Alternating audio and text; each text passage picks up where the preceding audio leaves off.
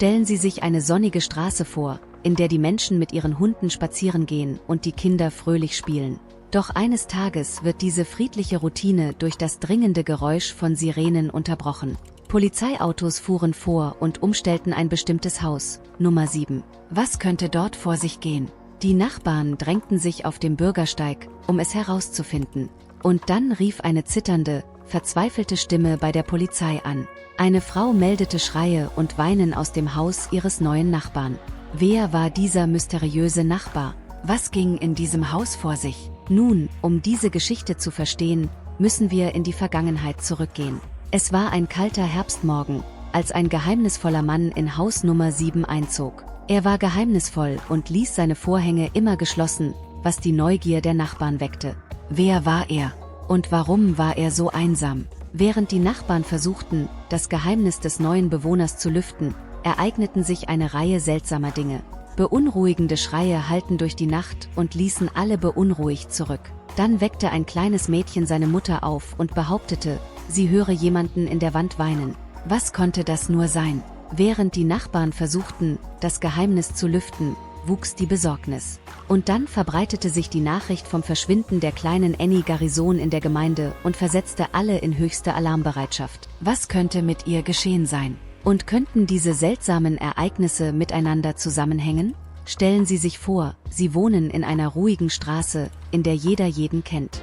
Die Leute gehen mit ihren Hunden spazieren, plaudern mit den Nachbarn und die Kinder spielen in ihren Gärten.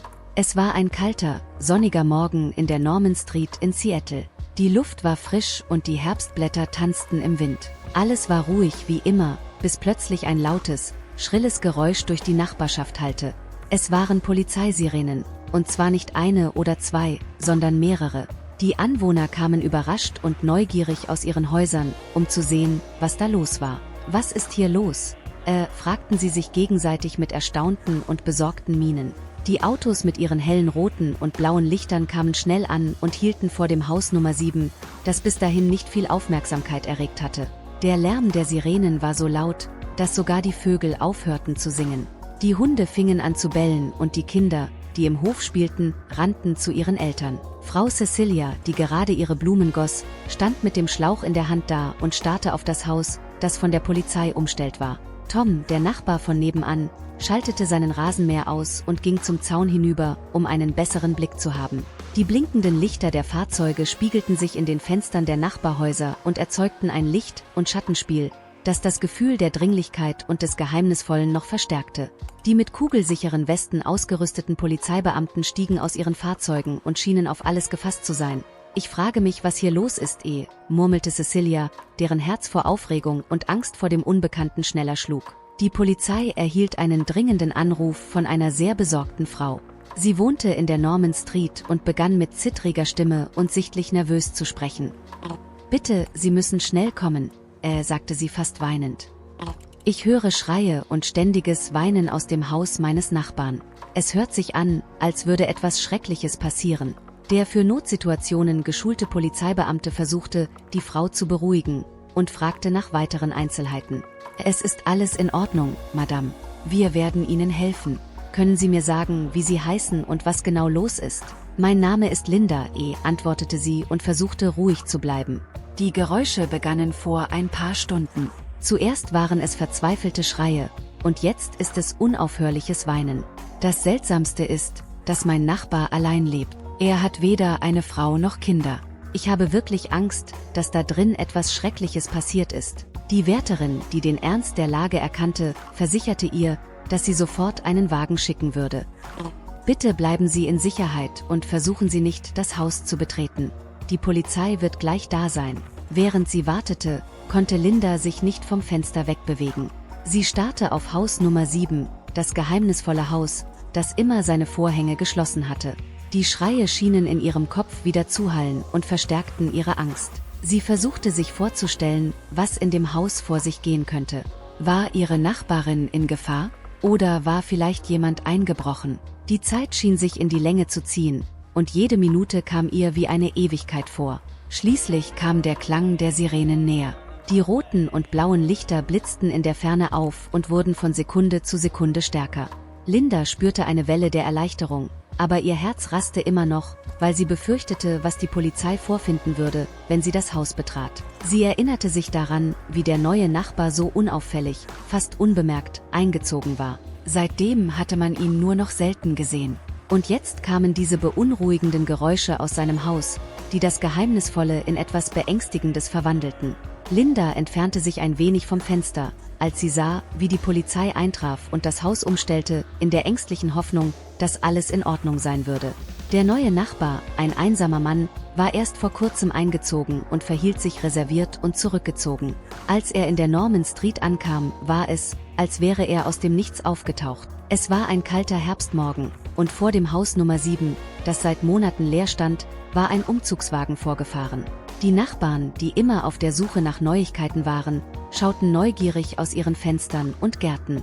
Der Mann war mittelgroß, hatte braunes Haar und Augen, die immer nach unten zu schauen schienen und jeden Blickkontakt vermieden.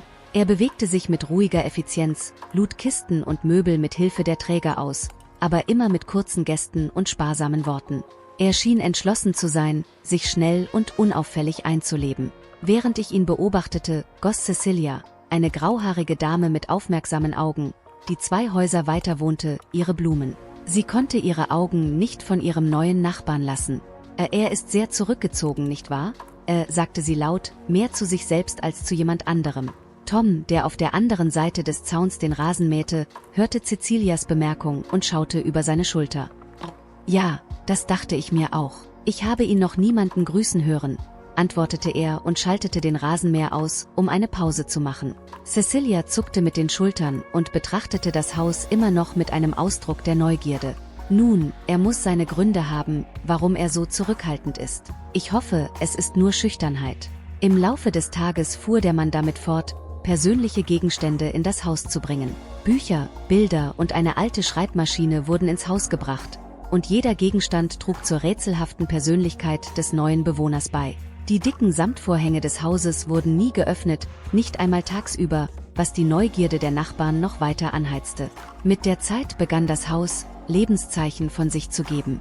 Lichter gingen an und aus, und manchmal konnte man die Silhouette des Mannes hinter den geschlossenen Vorhängen vorbeiziehen sehen. Mit jeder Kiste, die ausgepackt wurde, und jedem Vorhang, der geschlossen blieb, wuchs die Neugier der Nachbarn. Wer war dieser geheimnisvolle Mann? Warum war er so verschlossen? Die Fragen häuften sich und die geheimnisvolle Atmosphäre in der Norman Street wurde immer größer. Die Vorhänge hatten eine dunkle, fast weinrote Farbe und schienen so schwer zu sein, dass es schwer vorstellbar war, wie jemand sie bewegen konnte. Seit dem ersten Tag, an dem der geheimnisvolle Mann in Haus Nummer 7 einzog, öffneten sich die Vorhänge nie. Nicht einmal ein bisschen, nicht einmal, um einen Sonnenstrahl hereinzulassen. Sie waren immer geschlossen, als ob sie ein großes Geheimnis verbargen. Frau Cecilia, die 2 Häuser weiter wohnte, konnte nicht umhin, bei jeder Gelegenheit einen Blick in das Haus zu werfen. Während sie ihre Blumen goss oder den Bürgersteig fegte, richtete sich ihr Blick auf die von den Vorhängen verdeckten Fenster. »Warum macht er nie die Vorhänge auf?« fragte er sich laut und schürte damit seine eigene Neugierde. Auf der anderen Seite des Zauns fragte sich Tom, der Nachbar, der seinen Rasen gerne makellos hielt, dasselbe. »Cecilia, hast du jemals gesehen, dass diese Vorhänge offen waren, und sei es auch nur ein bisschen?« fragte Tom eines Tages, als er den Rasenmäher ausschaltete und sich den Schweiß von der Stirn wischte. »Nicht ein einziges Mal, Tom. Es ist, als ob er etwas darin verstecken würde«, antwortete Cecilia und runzelte die Stirn. »Aber was hat er denn zu verbergen? Vielleicht ist er nur sehr verschlossen.« Auch die Kinder in der Nachbarschaft begannen, ihre eigenen Geschichten über den geheimnisvollen Mann und seine ständig geschlossenen Vorhänge zu erfinden. »Vielleicht ist er ein Spion«, schlug Timmy, ein 10-jähriger Junge, vor, während er mit seinen Freunden Verstecken spielte. »Oder vielleicht hat er einen Schatz versteckt«, fügte Sarah, ein 9-jähriges Mädchen, hinzu, deren Augen vor Aufregung leuchteten. Die Tage wurden zu Wochen und die Wochen zu Monaten, aber die Vorhänge bewegten sich nicht. Tagsüber, wenn die Lichter der Nachbarhäuser durch die normale Aktivität der Familien bei der Zubereitung des Abendessens oder vor dem Fernseher erhellt wurden, blieb das Haus Nummer 7 in Dunkelheit und Geheimnis gehüllt. Nachts schimmerte nur ein schwaches Licht, vielleicht von einer Lampe oder einer Kerze, hinter den Vorhängen hervor und warf Schatten, die auf den Fenstern tanzten und die Geschichten der Nachbarn weiter anheizten. »Er muss seine Gründe haben«, sagte Cecilia eines Abends im Gespräch mit Linda, einer anderen Nachbarin. Aber es ist schwer, sich nicht zu fragen, was da drinnen vor sich geht. So viel Dinge gehen mir durch den Kopf. Gelinde stimmt zu und betrachtet das Haus, Nummer 7 MIT, einer Mischung aus Nugier und Unbehagen. Vielleicht versucht er nur, sich vor der Welt zu schützen, oder vielleicht geht da etwas viel Schlimmeres vor. Und so wurden die Samtvorhänge von Haus Nummer 7 zu einem Symbol des Geheimnisses in der Norman Street, das die Fantasie und die Spekulationen aller Bewohner anregte. Jeder Tag, der verging, ohne dass sie geöffnet wurden, verstärkte nur das Gefühl, dass in diesem Haus etwas sehr Seltsames vor sich ging. Frau Cecilia und ihr Nachbar Tom beobachteten und kommentierten das seltsame Verhalten des neuen Bewohners. Jeden Morgen ging Frau Cecilia hinaus, um ihre Blumen im Vorgarten zu gießen. Sie liebte ihre roten Rosen und gelben Gänseblümchen und verbrachte Stunden damit, sie liebevoll zu pflegen. Seit der neue Nachbar eingezogen war, konnte Cecilia nicht umhin, einen Blick auf das Haus Nummer 7 zu werfen, vor allem, wenn sie dort Bewegung sah. Eines Tages, als sie auf den Knien ihre Rosen beschnitt, sah Cecilia, wie der Mann das Haus verließ. Er war groß, schlank und trug immer eine Kapuze, auch an sonnigen Tagen. Mit schnellen Schritten und gesenktem Blick vermied er jeden Blickkontakt mit den Menschen in seiner Nähe. Cecilia runzelte die Stirn. Warum sieht er nie jemanden an? Murmelte sie vor sich hin. In diesem Moment war Tom, ihr Nachbar, auf der anderen Seite des Zauns und mähte den Rasen. Er schaltete den Rasenmäher aus und wischte sich den Schweiß von der Stirn. »Guten Morgen, Cecilia«, grüßte er mit einem freundlichen Lächeln. »Guten Morgen, Tom«, antwortete Cecilia, die immer noch auf das Haus Nummer 7 blickte. »Ist dir dieser neue Mann aufgefallen? Er sieht niemanden an.« Tom warf einen kurzen Blick auf das Nachbarhaus und nickte. »Ja, das ist mir aufgefallen. Er sieht immer gehetzt aus, als ob er vor etwas davonläuft.« Cecilia stimmte zu, stand auf und lehnte sich an den Zaun, um besser reden zu können. »Er spricht nie mit jemandem, sagt nie Hallo. Das finde ich sehr seltsam. Und diese Vorhänge, sie gehen nie auf«, sagte sie kopfschüttelnd. »Ich weiß«, antwortete Tom und verschränkte die Arme. »Gestern Abend habe ich den Müll rausgebracht und gesehen, dass das Licht in seinem Haus brennt. Aber er ist trotzdem nicht rausgekommen. Es scheint, als würde er uns allen absichtlich aus dem Weg gehen. Glaubst du, er verheimlicht uns etwas?« fragte Cecilia mit besorgter Miene. Tom zuckte mit den Schultern. Das könnte sein, oder er ist einfach nur sehr schüchtern. Aber es ist schwer, sich keine Sorgen zu machen, besonders nach den Schreien, die wir gehört haben. Cecilia erinnerte sich an die beunruhigenden Schreie, die ein paar Nächte zuvor durch die Straße gehallt waren. Ja, diese Schreie, sie haben mir eine Gänsehaut bereitet. Es hörte sich an, als ob jemand große Schmerzen hätte, sagte sie und erschauderte bei der Erinnerung. Die beiden Nachbarn diskutierten weiter über das Verhalten des mysteriösen Mannes und versuchten zu verstehen, was in Haus Nummer 7 vor sich gehen könnte. Während sie sich unterhielten, blieben auch andere Nachbarn stehen, um zuzuhören und ihre eigenen Beobachtungen mitzuteilen. Jeder in der Norman Street war neugierig und ein wenig beunruhigt über den neuen Bewohner. Was, wenn er in Schwierigkeiten steckt? Schlug Tom vor und sah Cecilia an. Oder wenn er gefährlich ist? Cecilia antwortete, und in ihren Augen stand Besorgnis. Wir müssen ihn im Auge behalten, schloss Tom, und Cecilia stimmte ihm zu. Ja, wir werden ihn im Auge behalten. Vielleicht gibt er uns eines Tages einen Hinweis darauf, was wirklich vor sich geht. Und so setzten Cecilia und ihr Nachbar Tom ihre stille Wache fort, beobachteten jede Bewegung im Haus Nummer 7 und teilten ihre Sorgen mit den anderen Nachbarn. In der Norman Street herrschte Neugierde und der Wunsch, das Geheimnis des neuen Bewohners zu lüften. In der Nacht hörten die Nachbarn beunruhigende Schreie, die ihre Besorgnis und ihr Misstrauen noch verstärkten. Es war eine ruhige Nacht in der Norman Street.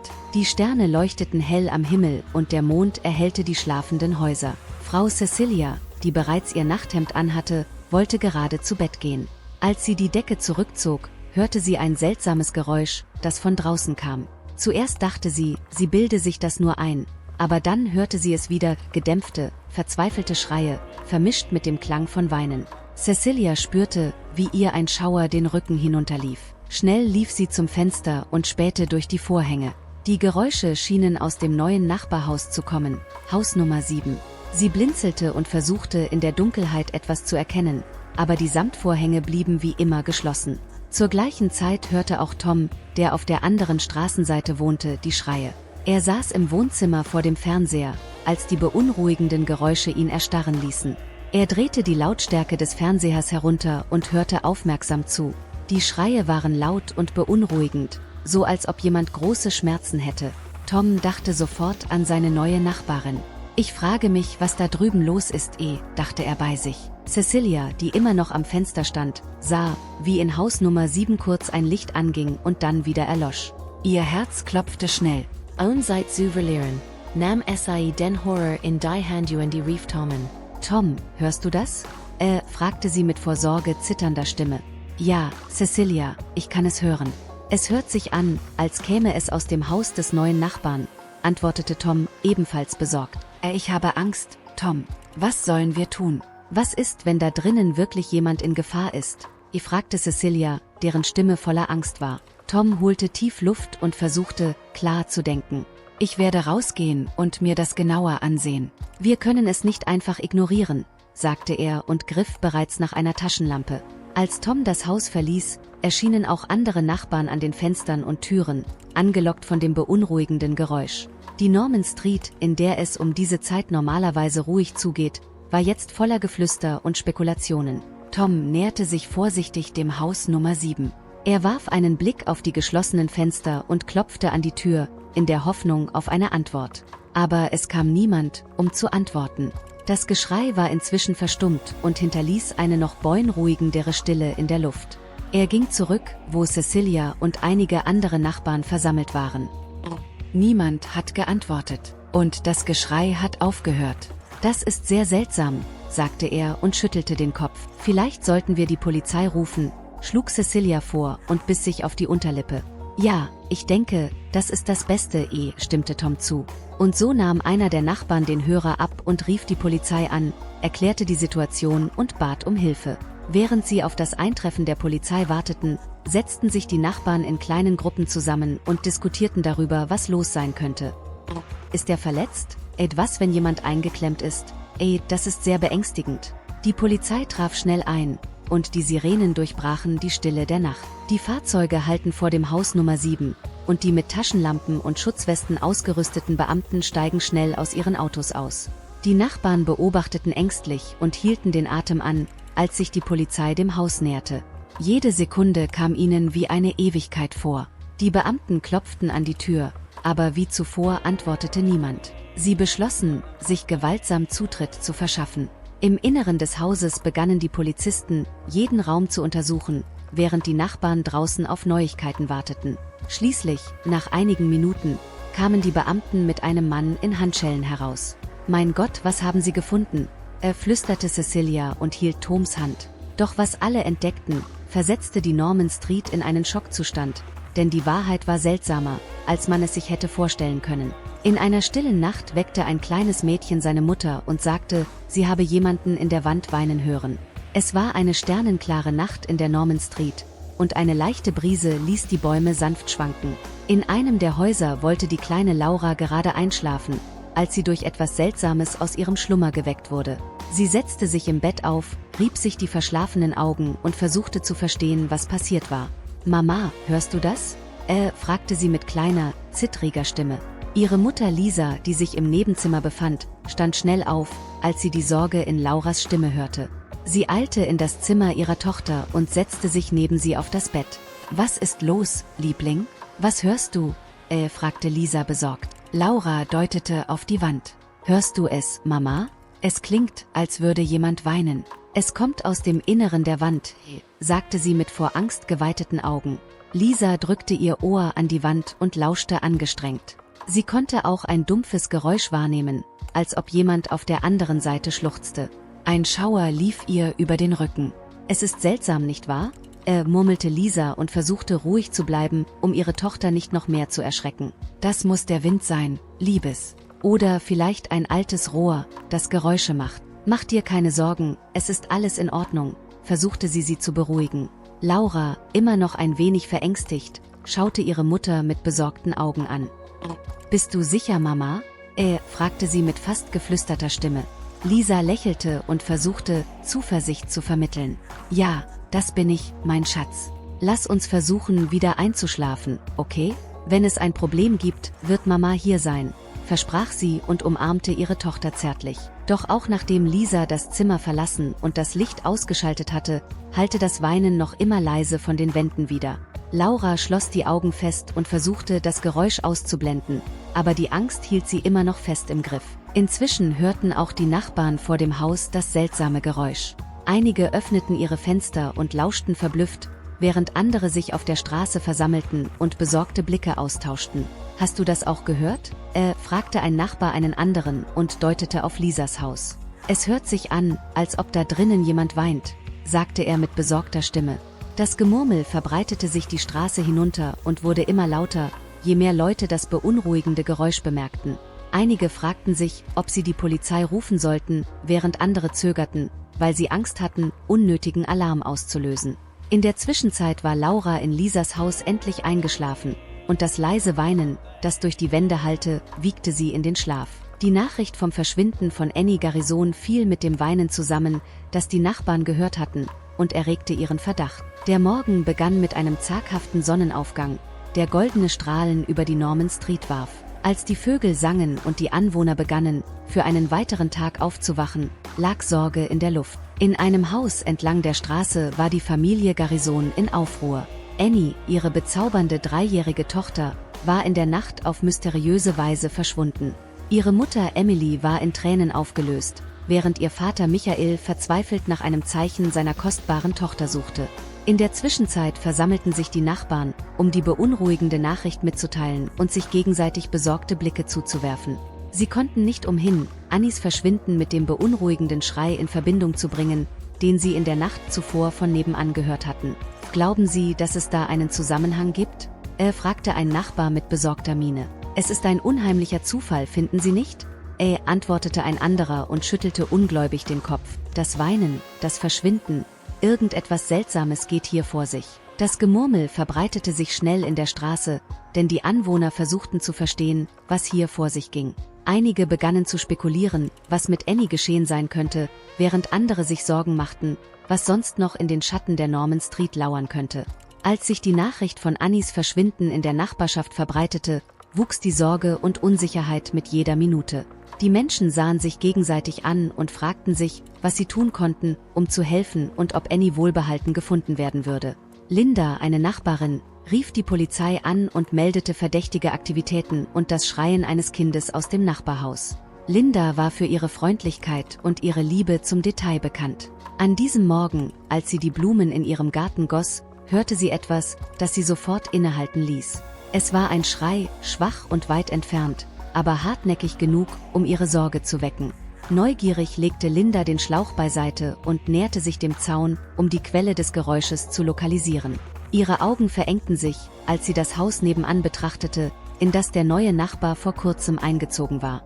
»Das ist nicht normal, dachte sie bei sich. Ohne zu zögern, beschloss sie zu handeln. Entschlossen rannte sie ins Haus, nahm den Hörer ab und wählte schnell die Nummer der örtlichen Polizei. »Hallo, Polizei Seattle? Hier ist Linda aus der Norman Street, begann sie mit fester und besorgter Stimme. »Ich muss eine verdächtige Aktivität im Haus meines Nachbarn melden. Ich habe in der Nacht Kinderschreie von dort gehört, aber ich habe nie Kinder kommen oder gehen sehen.« Am anderen Ende der Leitung hörte der diensthabende Beamte aufmerksam zu, als Linda die Situation schilderte. Ihre Stimme zitterte leicht vor Besorgnis, aber sie war fest entschlossen, die Sicherheit ihrer Gemeinde zu gewährleisten. »Ich verstehe Sie, Frau Linda, antwortete der Beamte ruhig. »Wir werden sofort ein Team losschicken, um die Situation zu überprüfen. Bitte bleiben Sie in Sicherheit und lassen Sie uns wissen, wenn Sie weitere verdächtige Aktivitäten bemerken.« Linda bedankte sich bei dem Beamten und legte den Hörer auf, wobei sie ein leichtes Gefühl der Erleichterung verspürte, dass Hilfe unterwegs war. Aber ihr Kopf war immer noch voller Sorgen, weil sie sich fragte, was nebenan passieren könnte und ob das Kind in Gefahr war. Als die Sonne langsam über der Norman Street aufging, nahm die Unruhe zu. Die Polizeiautos fuhren mit heulenden Sirenen vor und umstellten das Haus Nummer 7, so dass eine Szene entstand, die eines Kriminalfilms würdig war. Die mit kugelsicheren Westen und entschlossenen Gesichtern ausgerüsteten Beamten stiegen aus ihren Autos und stellten sich vor dem Haus auf, bereit, sich jeder Herausforderung zu stellen, die ihnen begegnen könnte. Währenddessen versammelten sich die Nachbarn auf ihren Balkonen und Bürgersteigen und beobachteten das Geschehen mit einer Mischung aus Angst und Neugierde. Cecilia und Tom, die in der Nähe wohnten, tauschten besorgte Blicke aus, während sie die Entwicklung der Ereignisse abwarteten. Sie wussten, dass etwas Ernstes im Gange war, und beteten, dass alles gut ausgehen würde. Je mehr Minuten verstrichen, desto größer wurde die Spannung. Jede Sekunde kam den Bewohnern der Norman Street wie eine Ewigkeit vor. Sie warteten mit dem Herzen im Mund und hofften auf ein Zeichen, dass ihre Nachbarn in Sicherheit sein würden. Endlich war der Moment gekommen. Mit einer Geste des befehlshabenden Beamten gingen die Polizisten zur Haustür, bereit, einzutreten und sich dem Fremden zu stellen. Die Nachbarn hielten den Atem an, ihre Augen starrten auf die Szene vor ihnen, während sie den Ausgang dieser beunruhigenden Situation erwarteten. Als die Tür endlich offen war, drangen die Polizisten entschlossen in das geheimnisvolle Haus ein. Ihre Schritte hallten den Korridor hinunter, während sie sich auf das Unbekannte vorbereiteten, das sie auf der anderen Seite erwartete. Als sie den Hauptraum betraten, wurden sie von einer unerwarteten Szene begrüßt. Dort saß der Mann ruhig vor dem Fernseher, als ob nichts geschehen wäre. Die Polizisten, die von der Gelassenheit des Mannes angesichts der Situation überrascht waren, zögerten nicht lange und legten ihm ohne Umschweife die Handschellen an. »Was ist denn hier los? Ich habe nichts getan«, protestierte der Mann mit verwirrter und ungläubiger Stimme. Doch die Polizisten ließen sich nicht beirren und nahmen ihn in Gewahrsam, während sie das Haus weiter untersuchten, um Antworten zu finden. Draußen schauten die Nachbarn interessiert zu und versuchten zu verstehen, was in dem Haus vor sich ging, das so viele Spekulationen und Sorgen ausgelöst hatte.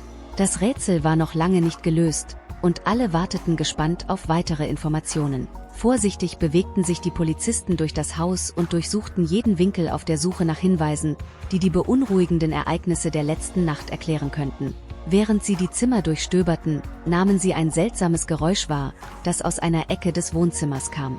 Neugierig geworden, näherten sich die Beamten langsam und folgten dem Geräusch, bis sie einen Käfig fanden. Darin saß ein bunter Papagei, der hin und her schwang und dabei seltsam vertraute Laute von sich gab. Da bemerkte einer der Polizisten die Ähnlichkeit zwischen den Geräuschen des Papageis und den Schreien eines Kindes, die die Nachbarn in der Nacht zuvor gehört hatten. Mit einer Mischung aus Überraschung und Erleichterung stellten die Beamten fest, dass es sich bei der Quelle des mysteriösen Schreis nicht um ein Kind, sondern um den talentierten Papagei des Mannes handelte. Die Beamten lachten über die Ironie der Situation und teilten ihre Entdeckung den draußen wartenden Nachbarn mit, wodurch sich die Spannung in der Norman Street verringerte. Während der Papagei sein imitatorisches Ständchen fortsetzte, atmeten die Anwohner tief durch und waren dankbar, dass sie das Rätsel, das sie verfolgt hatte, endlich gelöst hatten. Als die Polizei die Durchsuchung des Hauses fortsetzte, führte sie die Neugierde in das Schlafzimmer des Mannes. Dort fanden sie einen eingeschalteten Fernseher, auf dem ein alter Film lief, der immer noch in einer Schleife abgespielt wurde. Bei näherer Betrachtung stellten die Beamten fest, dass der Film eine emotionale Szene zeigte, in der ein Kind verzweifelt weinte und seine Mutter suchte. Das war genau die Art von Szene, die einen intelligenten Papagei beeindrucken konnte. In diesem Moment fügte sich alles zusammen. Der Papagei mit seiner unglaublichen Fähigkeit zur Nachahmung hatte den Klang des Kinderschreis aus dem Film aufgesogen und gab ihn getreu wieder, wann immer er sich angeregt fühlte. Es war eine ebenso einfache wie unerwartete Erklärung für das Rätsel, das die Norman Street in Atem gehalten hatte. Die Polizei teilte ihre Entdeckung den Nachbarn mit, die die Enthüllung mit einer Mischung aus Überraschung und Belustigung aufnahmen. Es war kaum zu glauben, dass die ganze Aufregung von einem talentierten Papagei und einem alten Film verursacht worden war. Als die Sonne über der Norman Street unterging, atmeten die Bewohner erleichtert auf, denn sie wussten, dass das Rätsel endlich gelöst war. Mit einem Lächeln auf den Lippen verabschiedeten sie sich von der Hektik des Tages und kehrten zur Normalität zurück, nach einem Erlebnis, das sicher allen noch lange in Erinnerung bleiben wird. Nachdem das Rätsel um den beunruhigenden Schrei endlich gelöst war, nahmen die Beamten dem Mann die Handschellen ab und ließen ihn zu seinem Alltag zurückkehren. Der Mann, dem die ganze Aufregung sichtlich peinlich war, nutzte die Gelegenheit, um die peinliche Situation zu erklären, die so viel Aufsehen erregt hatte. Er erzählte den Polizeibeamten und den versammelten Nachbarn, dass sein liebenswerter Papagei Coco die Angewohnheit entwickelt hatte, Geräusche zu imitieren, die er in seiner Umgebung hörte. Und so begann Coco, nachdem er einen emotionalen Film im Fernsehen gesehen hatte, den Schrei eines Kindes nachzuahmen, ohne zu ahnen, welchen Aufruhr dies in der Nachbarschaft auslösen würde. Die Polizei und die Nachbarn hörten sich die Erklärung des Mannes verständnisvoll an und erkannten, dass es manchmal für die seltsamsten Situationen die einfachsten Erklärungen gibt. Mit einem Nicken und ein paar beruhigenden Lächeln nahmen sie die Entschuldigung des Mannes an und ließen ihn in Ruhe, damit er sein normales Leben wieder aufnehmen konnte. Als der Mann in sein Haus zurückkehrte, stieß Coco, der schelmische Papagei, einen letzten nachahmenden Schrei aus, als ob er sich für die Unruhe entschuldigen wollte, die er verursacht hatte. Die Nachbarn lachten über die Ironie der Situation und zerstreuten sich, dankbar dafür, dass sie endlich wieder in die Ruhe und den Frieden ihrer Häuser zurückkehren konnten.